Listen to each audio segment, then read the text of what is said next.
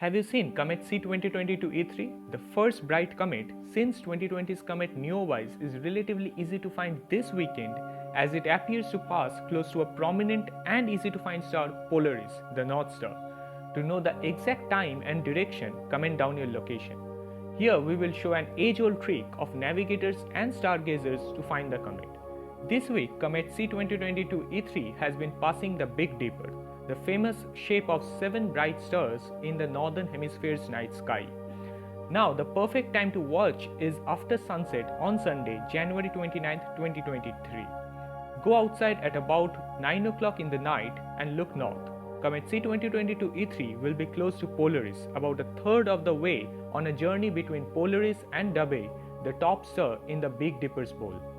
This is how you find it. Step 1. Identify the Big Dipper. Step 2. Identify Merak and Dubhe. Step 3. Now use Merak and Dubhe to find Polaris. Step 4. As well as now being able to find Polaris, a key stargazing and navigational skill, you have also identified the line that for tonight only holds Comet C 2022 E3. The astrophotographers community is super excited to capture the Comet C 2022 E3. So are you?